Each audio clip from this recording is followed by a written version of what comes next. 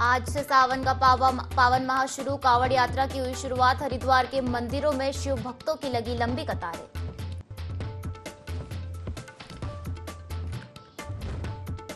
उत्तराखंड में जल्द लागू होगा यूसीसी कानून को लेकर नियमावली तैयार। मुख्यमंत्री पुष्कर सिंह धामी आज करेंगे समीक्षा।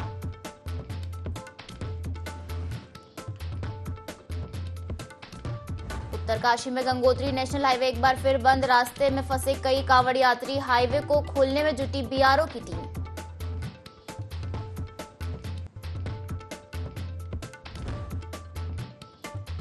प्रदेश के 4 जिलों में बारिश का red alert. Bageshwar, Nainital, US Nagar, Champawat में भारी बारिश की संभावना। 4 जिलों में स्कूल में अवकाश घोषित।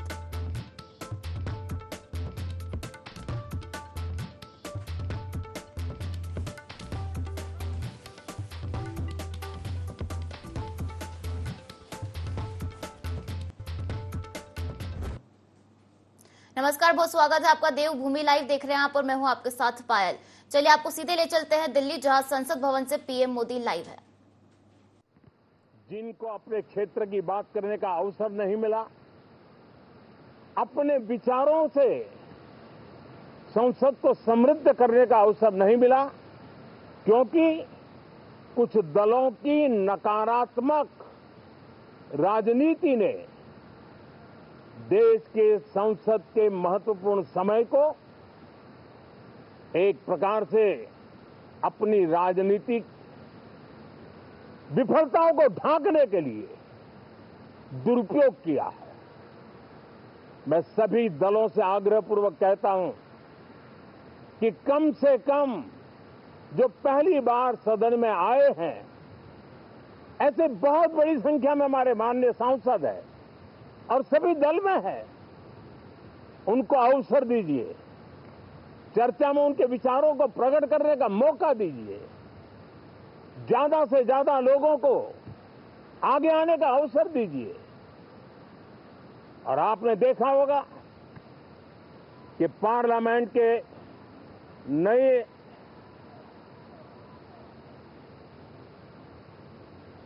संसद गठन होने के बाद जो पहला सत्र था, 140 करोड़ देशवासियों ने बहुमत के साथ जिस सरकार को सेवा करने का हुक्म किया है देशवासियों ने, उसकी आवाज को कुचलने का और लोकतांत्रिक प्रयास हुआ। 2.5 घंटे तक देश के प्रधानमंत्री का गला घोंटने का, उनकी आवाज को रोकने का, उनकी आवाज को दबाने का लोकतांत्रिक परंपराओं में कोई स्थान नहीं हो सकता है और इसका कोई पश्चाताप तक नहीं है, दिल में दर्द तक नहीं है। मैं आज आग्रहपूर्वक कहना चाहता हूं, देशवासियों ने हमें यहां देश के लिए भेजा है, दल के लिए नहीं भेजा है। ये सदन दल के लिए नहीं, ये सदन देश के लिए है। ये सदन संसदों तक की सीमा तक नहीं है, 140 करोड़ देशवासियों की एक विराट सीमा करके ये लिए है। मैं विश्वास करता हूं कि हमारे सभी माननीय सांसद पूरी तैयारी के साथ चर्चा को समृद्ध करेंगे। कितने ही विरुद्ध विचार होंगे, विरुद्ध विचार बुरे नहीं होते हैं, नकारात्मक विचार बुरे होते हैं। जहां सोचने की सीमाएं समाप्त हो जाती है, देश को नकारात्मकता की जरूरत नहीं है। देश को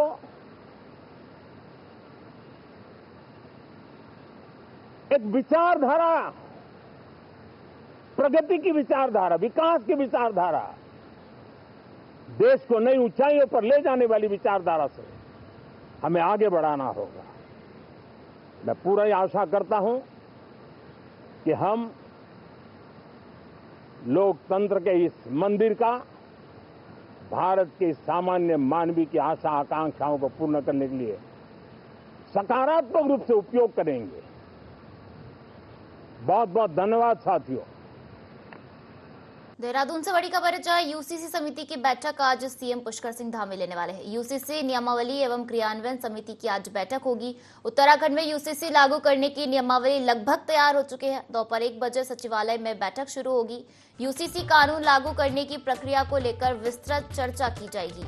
यूसीसी से संबंधित सभी 17 विभागों के अधिकारी भी इस दौरान मौजूद रहेंगे। तो देखिए, यूसीसी समिति की आज बैठक होने वाली है। सीएम पुष्कर सिंह धामी ये बैठक लेंगे और यूसीसी नियमावली एवं क्रियान्वयन समिति की आज बैठक होगी। उत्तराखंड में यूसीसी लागू करने की नियमावली लगभग तैयार हो चुकी है। दोपहर 1 बजे सचिवालय में ये बैठक शुरू हो जाएगी। साथ ही बता दें कि यूसीसी कानून लागू करने की प्रक्रिया को लेकर विस्तृत चर्चा भी की जाएगी।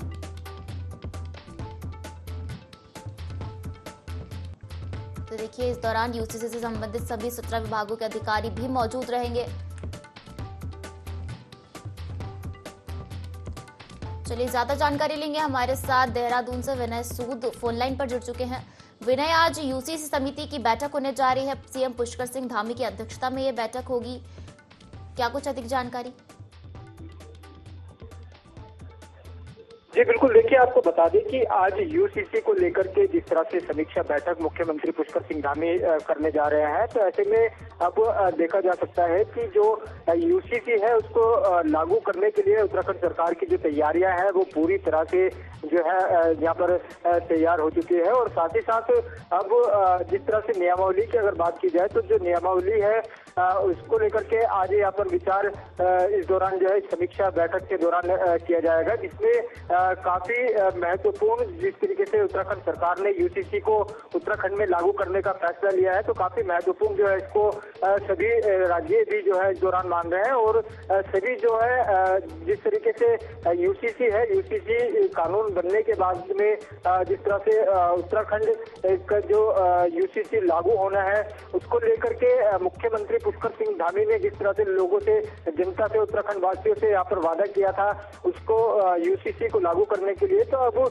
जो है पूरी तैयारी में जो है उत्तराखंड सरकार यहाँ पर दिखाई दे रही है। और आज बड़ी बैठक इस तरीके से सचिवालय में दोपहर 1 बजे होने जा रही है। तो ऐसे में जो यहाँ पर यूसीसी को लागू करना है तो उसके लिए काफी महत्वपूर्ण जो बैठक है आज होने जा रही है। जी बिल्कुल विनय सूद, यूसीसी नियमावली और क्रियान्वयन की समिति की बैठक होने वाली है आज। यूसीसी लागू करने की नियमावली भी लगभग तैयार है, लेकिन ये नियम कब तक लागू किए जा सकते हैं?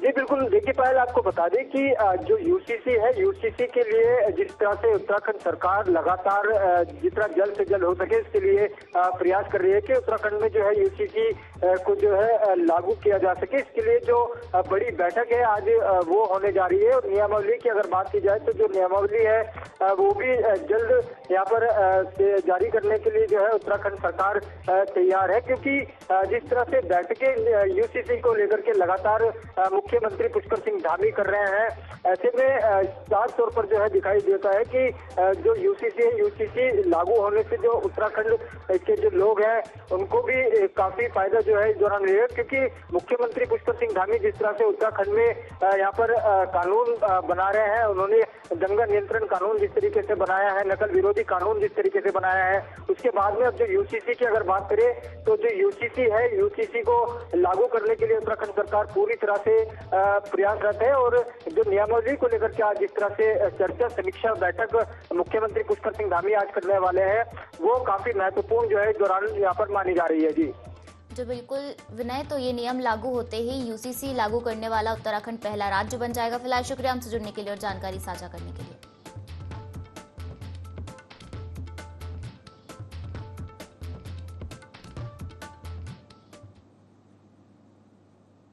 चमोली जनपद के जोशीमठ क्षेत्र में लगातार हो रही बारिश की वजह से बद्रीनाथ हाईवे जगह जगह बाधित हो गया है, जिसके चलते बद्रीनाथ धाम सहित हेमकुंड साहिब और फूलों की घाटी के यात्रा सीजन पर खासा असर पड़ रहा है।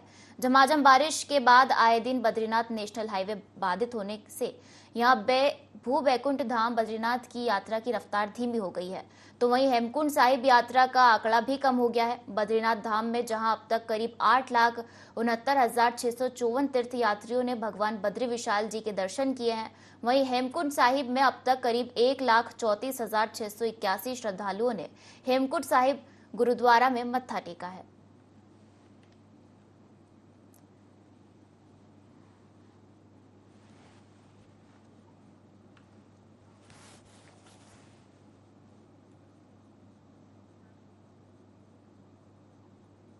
बाबा रामदेव ने अपने अनुयायियों के साथ गुरु पूर्णिमा का पर्व मनाया। पतंजलि फेज 2 में आयोजित कार्यक्रम में बाबा रामदेव ने लोगों से मिलकर अपने गुरु की भक्ति करने के साथ देश को पुनः विश्व गुरु बनाने में सहयोग करने की अपील की।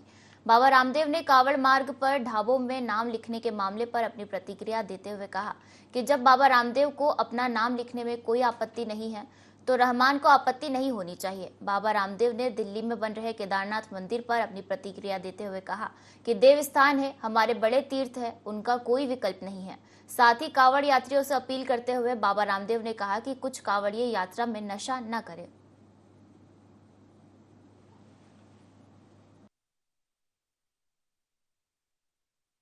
जो हमारे देवस्थान है,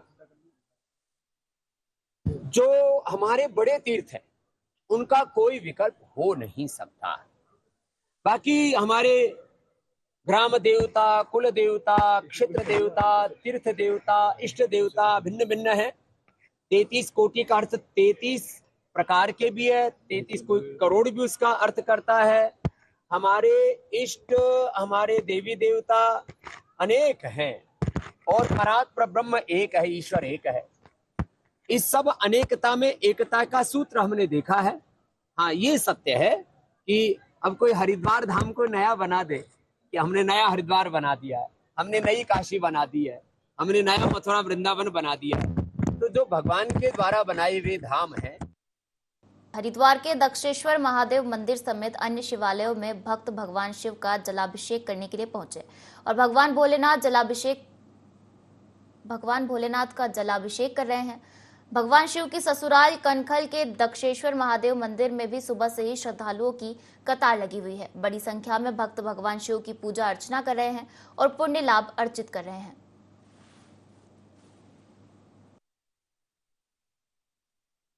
हमारे हिंदू धर्म में दक्ष प्रजापति पर पूरे सावन के महीने हमारे भोलेनाथ भगवान जी यहीं पर विराजते हैं और यहाँ पर जल शिव भक्तों द्वारा जल चढ़ाया, यहाँ पर शिव भक्त द्वारा जल चढ़ाया था, उसकी सभी मनोकामनाएं पूर्ण होती है।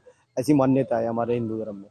हरिद्वार को ऐसा महादेव जी का ससुराल कहा जाता है और यहाँ पे ये भी मान्यता है कि अगर आज के दिन आप जल चढ़ाते हैं तो आपकी जो भी मनोकामना होती है वो पूरी हो जाती है। तो उसी श्रद्धा भाव से हम भी आज यहाँ पे अपनी मनोकामना पूरी करने आए थे, इसलिए हम यहाँ पे जल चढ़ाए। नहीं, ऐसे तो भी कुछ है नहीं है। अभी मेनली हमारा यही है कि हम आगे जाके सक्सेसफुल हो सके और एक जिम्मेदार नागरिक और अपने घर को संभाल सके। श्रावण के महीने में भगवान शिव का ही महीना है, चतुर्मासा चल रहा है। चतुर्मासे में एकादशी, देवशयनी एकादशी के बाद श्रावण का महीना चतुर्मासा प्रारंभ हो जाता है। तो श्रावण का महीना भगवान शिव का प्रिय महीना है। भगवान शिव अपने मस्तक पे गंगा को धारण करते हैं। मान्यता के अनुसार ही लोग भगवान शिव के ऊपर गंगा जी से एक लोटा जल भर के भगवान शिव को गंगा जल अर्पित करते हैं। चमोली जनपद के लोकपाल घाटी में स्थित उच्च हिमालयी पौराणिक हिंदू तीर्थस्थल श्री लोकपाल लक्ष्मण मंदिर में इस बार 23 मई से लेकर अब तक हजारों श्रद्धालुओं ने मत्था टेका है। रविवार को विशेष पर्व श्रावण पूर्णिमा स्नान और दर्शन पूजन के लिए श्रद्धालु बड़ी तादाद में पहुंचे, जहां पौराणिक पवित्र दंड पुष्करणी सरोवर के पावन जल में श्रावण पूर्णिमा के अवसर पर आस्था की डुबकी लगाकर भगवान श्री लोकपाल देवता के दर्शनों का पुण्य लाभ अर्जित कर रहे हैं। में अभी तो इस बार अभी थोड़ा हल्का ही दिख रहा और आने वाले 10-15 दिन के बाद पहले और अच्छी खिलेगी और बहुत सारे फ्लावर्स जैसे लोग आगे जाते नहीं हैं, क्योंकि जो 4 किलोमीटर वाला एरिया है वहाँ से पहले और फ्लावर शुरू होती है और जैसे जैसे आप 4 किलोमीटर आगे चलते रहेंगे, जो एक नाला आता है उसका नाम है द्रोणगिरी नाला। वहाँ से आगे वैली ऑफ फ्लावर्स की ब्यूटी है। जब आप आगे बढ़ते रहेंगे काफ़ी सुंदर दिखता रहेगा। फिर उसके बाद एक वैली आती है टिपरा वैली क्रॉस करते करते फिर टिपरा ग्लेशियर आता है। इतनी सारी दिख रही वहाँ पे और बहुत सारे फ्लावर वहाँ पे दिख रहे। आप आ सकते हैं, यहाँ पे प्रकृति का आनंद ले सकते हैं। और इधर जोशीमठ क्षेत्र में लगातार बारिश हो रही है और देर रात से हो रही बारिश के चलते बद्रीनाथ राष्ट्रीय राजमार्ग पागल नाला, गुलाब कोटी और सैलब में मलबा पत्थर आने के कारण अवरुद्ध है, जिसे दुरुस्त और कर आवाजाही सुचारू करने का कार्य प्रगति पर है। बता दें कि बारिश के चलते कई मार्ग बंद हो गए हैं, जिसको सुचारू करने का प्रयास किया जा रहा है।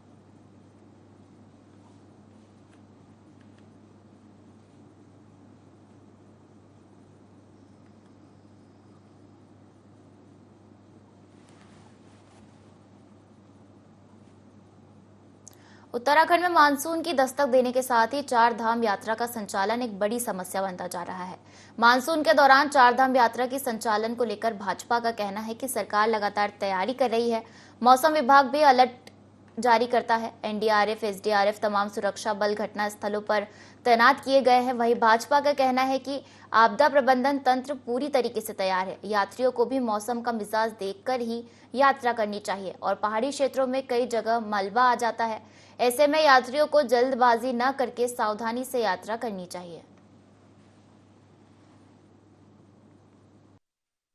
देखिए, मौसम विभाग पहले से अलर्ट जारी कर देता है कि कहां पर अगर बहुत भारी बारिश की संभावना है, उसको देखते हुए कई बार यात्रा बीच बीच में रोकी भी गई है, ताकि जो हमारे यात्री हैं, श्रद्धालु हैं, वो सुरक्षित रहें। हमारा पूरी जो टीमें जो हमारी जो है वो बना दी गई हैं। जो पहाड़ी क्षेत्र है उसमें मलबा, कई बार पत्थर वगैरह गिरते रहते हैं, उसको देखते हुए भी यात्रियों को थोड़ा सा सावधानी बरतनी चाहिए। सरकार उसमें हर तरीके से प्रबंध जो है, आपदा जो कंट्रोल रूम है हमारा 24 घंटे वो जो ऑनलाइन देख रहा है और हर प्रकार की चिकित्सीय सुविधाएं पहुंचाने के लिए पूरी तरह तैयारी पर रहता। गंगोत्री राष्ट्रीय राजमार्ग बिशनपुर के पास मलबा और पत्थर आने की वजह से रास्ते बंद हो गए। दोनों तरफ कांवड़ यात्रियों एवं स्थानीय लोगों को भारी समस्या का सामना करना पड़ रहा है। स्थानीय जनप्रतिनिधियों का कहना है कि भटवाड़ी सेज के पास जो आध्यात्मिक बरसात से रोड ब्लॉक हो रखी है, वहां बीआरओ के कार्यप्रणाली सही नहीं है। भटवाड़ी की ब्लॉक प्रमुख सुनीता रावत ने कहा कि इस संबंध में जिलाधिकारी से वे बात करेंगी।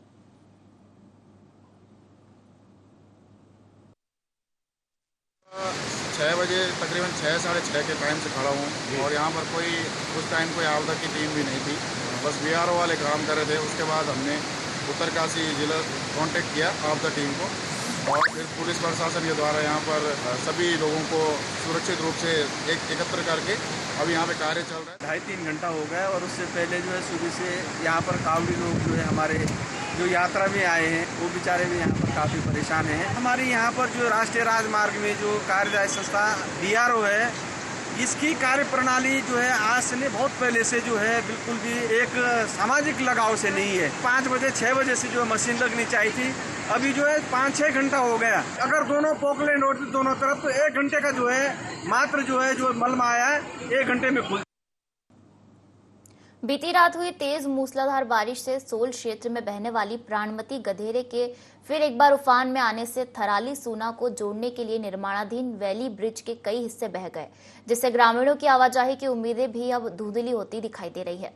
लगातार बारिश और प्राणमती के उफान से जहां एक और इस जगह पर निर्माण कार्य करना मुश्किल हो चला है, वहीं वैली ब्रिज का स्पान बढ़ने और PMGSAY की सड़क का एक हिस्सा बह जाने से लोक निर्माण विभाग को यहां पर ग्रामीणों की आवाजाही के विकल्प तलाशने में समय लगना लाजमी है।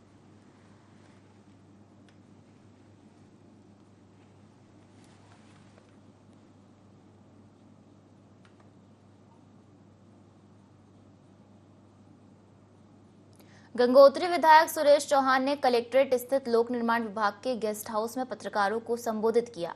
उन्होंने कहा, देवभूमि के देवतुल्य स्वरूप को बनाए रखने के लिए मुख्यमंत्री धामी का योगदान हमेशा याद किया जाएगा। इसी क्रम में मुख्यमंत्री पुष्कर सिंह धामी की अध्यक्षता में बैठक की ओर से राज्य के 4 धाम और अन्य प्रमुख मंदिरों के नाम से ट्रस्ट या समिति गठित किए जाने के विरुद्ध कठोर विधिक प्रावधान किए गए हैं।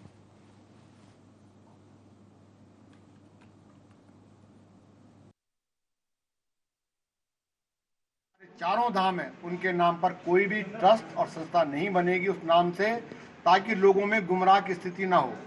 तो ये तमाम कई प्रकार की हैं जो हमारे विपक्षी दल हैं, कई ऐसे लोग हैं जो मान्य धामी जी की जो ईमानदारी और जिस तरह से लगातार जनता के लिए और पूरे उत्तराखंड और पूरे प्रदेश के लिए लगातार हमारे यशस्वी मुख्यमंत्री लगातार काम कर रहे हैं। जो यात्रा का प्रतिशत लगातार जो बढ़ रहा है वो और अच्छे और ज़्यादा बढ़े, हम सबको आजीविका में रोजगार मिले। तो ये सब तमाम चीज़ों पे और जो तमाम जो विकास के कार्य हमारे माननीय मुख्यमंत्री जी ने ऐतिहासिक कार्य जो उनके सहयोग से गंगोत्री विधानसभा में वो ऐतिहासिक है।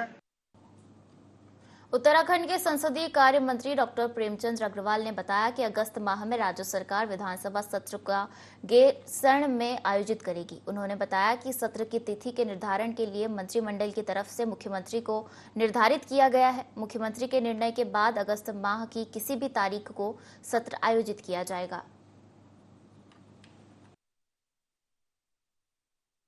बहुत जल्द इसमें निर्णय ले रहे हैं। आप जानते हैं कि हमने अभी कैबिनेट बैठक में निर्णय लिया था कि ये सत्र हम गैरसैंण में लेंगे, वहीं करेंगे, और तिथि के निर्धारण के लिए माननीय मुख्यमंत्री जी को अधिकृत किया गया है। लेकिन ये तय है कि अगस्त माह में हम लोग संवैधानिक बाध्यता के रूप में और आवश्यकता के रूप में हमने अगस्त में करना है। तो अगस्त माह के किसी भी समय माननीय मुख्यमंत्री जी के निर्णय के बाद हम लोग इसे गैरसैंण में। गुजरात के भुज से एक दुखद घटना सामने आई है, जहां भारत पाकिस्तान अंतर्राष्ट्रीय बॉर्डर में पेट्रोलिंग के दौरान लोहाघाट के मल्ला पाटन निवासी हवलदार दयाल राम व बिहार निवासी सूबेदार विश्वदेव अत्यधिक गर्मी व डिहाइड्रेशन के शिकार होकर बेहोश हो गए। दोनों को तुरंत बीएसएफ के जवान बीएसएफ कैंप ले गए, जहां डॉक्टरों के द्वारा जांच करने के बाद उन्हें मृत घोषित कर दिया गया। वहीं बीएसएफ के अधिकारियों व जवानों के द्वारा दोनों जवानों को अंतिम सलामी दी गई। वहीं हवलदार दयाल राम की मौत की खबर सुनकर परिवार में शोक की लहर दौड़ गई है।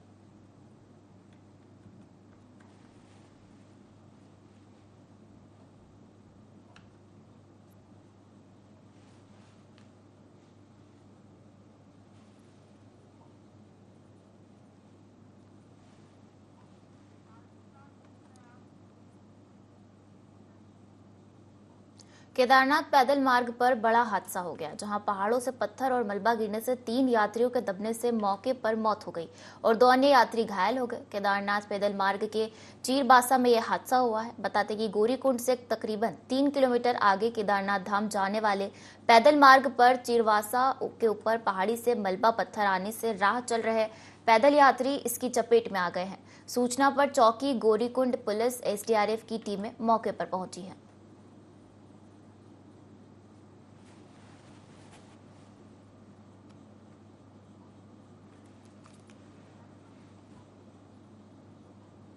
बुलेटिन में फिलहाल इतना ही। आप बने रहिए IT24 के साथ। नमस्कार।